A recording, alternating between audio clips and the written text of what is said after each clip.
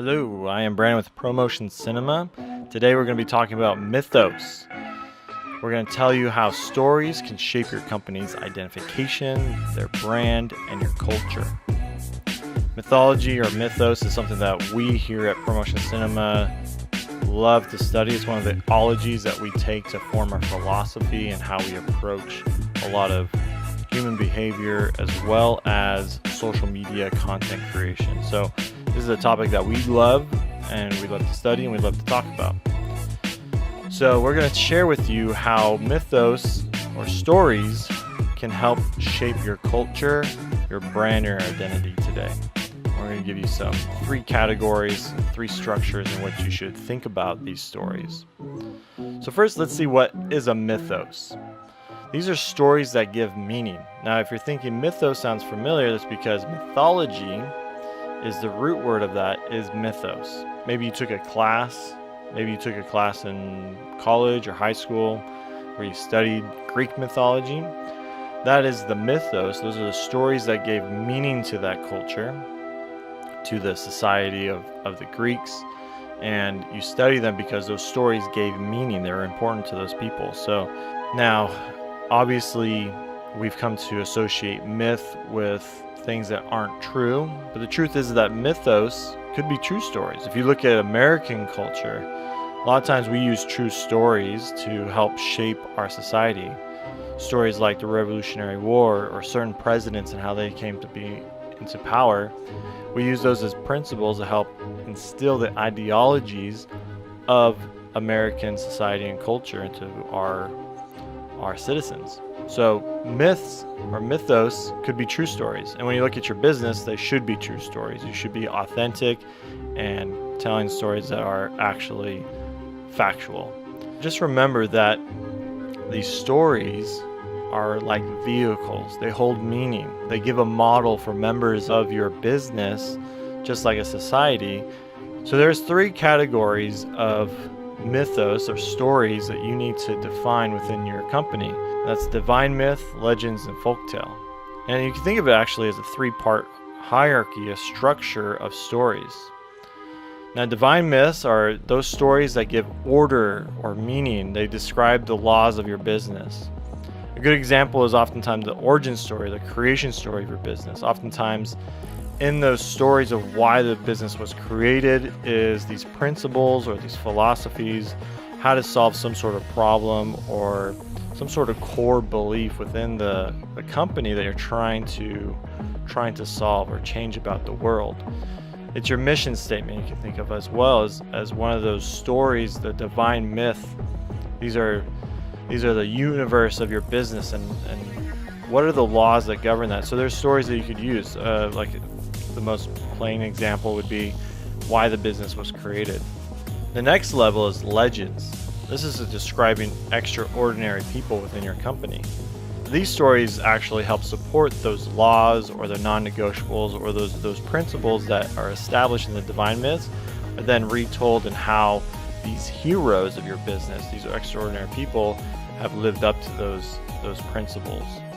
An example of this might be your top sales guy.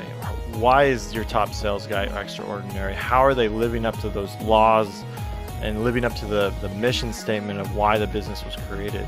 It could be stories about the CEO or the founder. So legends are oftentimes those people that are extraordinary and performing at the level that you would like other people in the company to perform and act. And folktales is the final and last structure. These are smaller stories or examples.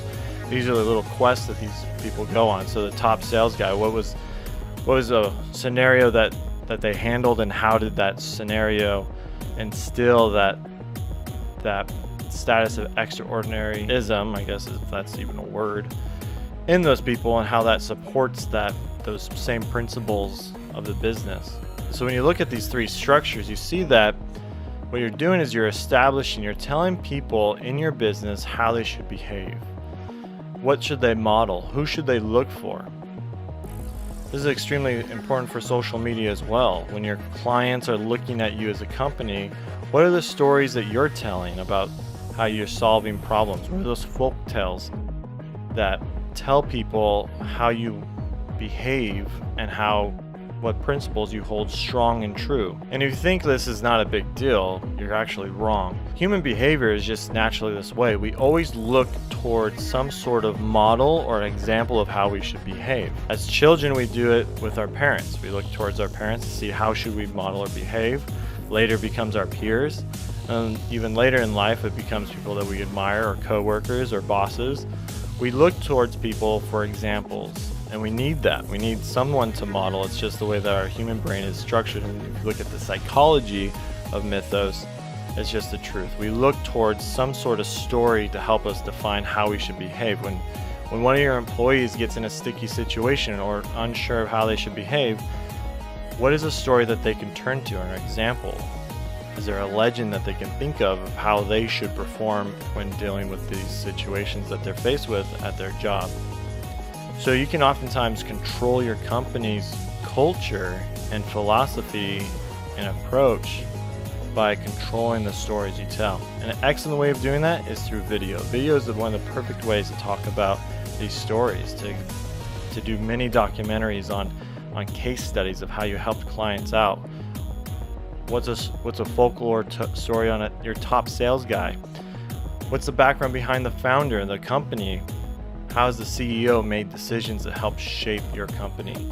These are all things that both help internally and externally for your business. Helps your employees know how to behave, but also tells the world and your prospective clients and your current clients, how should we look at and expect from your culture as a company? Because your culture as a company is actually what builds the brand and the identity of your company. Because whatever you do on a regular basis, whatever you do consistently, reflects 100% of what your brand truly is and what it represents to your clients. And all of that focuses back on the behavior and the decisions of your organization as a whole. So hopefully I gave you some insights on Mythos. If you are interested in having us come out and help you shape, form, and write and actually capture some video of these stories so you can start building a culture both online and offline within your company, please give us a call or email us at video@promotioncinema.com. And don't forget to subscribe for more videos like this.